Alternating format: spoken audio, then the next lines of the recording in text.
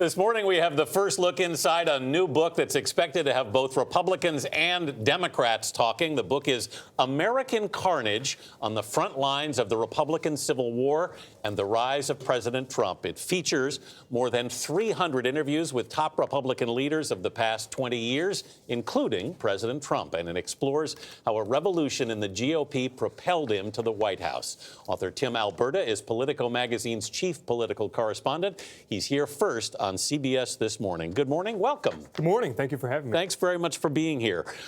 You look at basically the current political climate that created this moment, and what do you see as being at the root of it?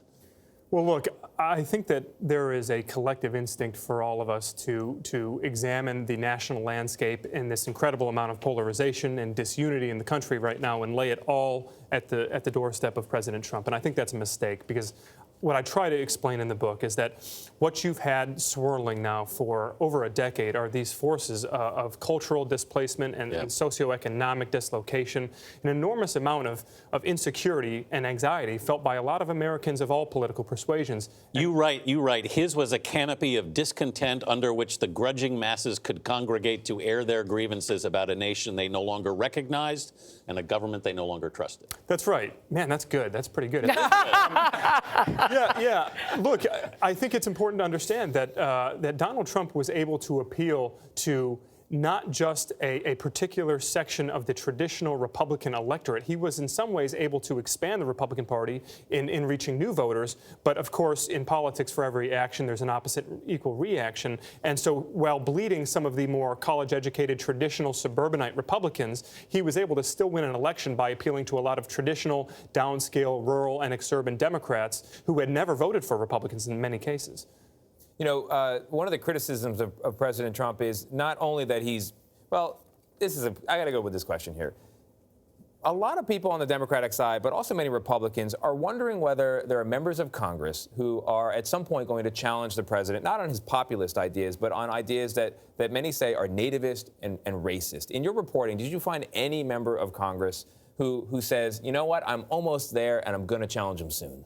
Well, a couple of answers to that question. First, to be a member of the modern Republican Party, today's Republican Party, circa 2019, is to pledge undying allegiance to Donald Trump or else, right? We have seen that with the likes of Jeff Flake. We've seen it with Mark Sanford. We've recently seen it with Justin Amash, who actually left the Republican Party after calling for the impeachment of President Trump. So you are very hard-pressed to find any Republican on Capitol Hill who is going to openly disavow the president or challenge him in any significant way. That said, when you get these folks behind closed doors, and especially if you get a couple of Bud Lights into them, they'll tell you chapter and verse about how much they dislike the president, how much they loathe the president. Is that the very definition of cowardice, to talk behind closed doors but not take a stand? Oh, it's duplicitous. But that is what the book tries to convey, is that what you are seeing on Fox News or what you're hearing on local talk radio or what you're hearing from some of these members at a town hall back in their districts is not what they actually feel, but they are sort of locked in this cage of fear as it relates to the president.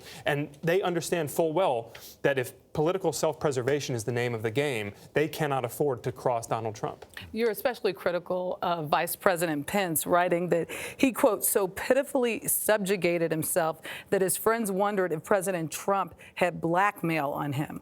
Are Republicans not sold on Mike Pence as a successor to Donald Trump? Oh, I think that's an understatement. I think that Mike Pence has wanted to be the president for a very long time. He left Congress, went home and ran for governor of Indiana, thinking that that would put him on an eventual trajectory toward the White House. He was in very real risk of losing his reelection as governor. When Donald Trump put him on the presidential ticket, that was sort of a lifeline. But look, the vice president has been unflinchingly loyal to Donald Trump, and that is what the president has expected from his vice president. But in so doing, Mike Pence has alienated some of his staunchest allies in the Republican Party, and I see it very difficult for him to have the seat at the table in the Oval Office that he once hoped to have by virtue of his service under Donald Trump. And he is just obviously one example. There are any number of Republicans, prominent, high-ranking Republicans from Paul Ryan, Mitch McConnell on down, people who were once very critical of Donald Trump, and Mike Pence was one of them. He was very, very critical of Donald Trump during the campaign, privately and a little bit publicly.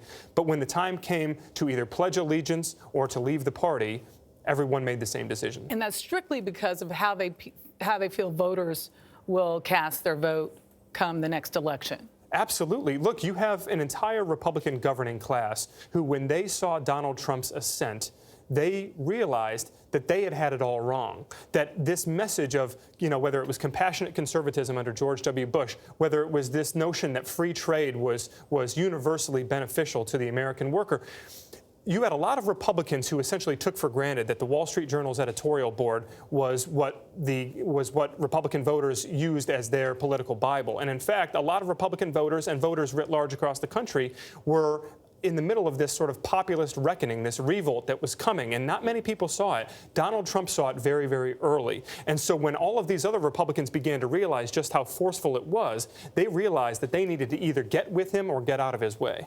All right, Tim Alberta, thank you for being here. We appreciate your insights. The book, pleasure. American Carnage, is out July 16th.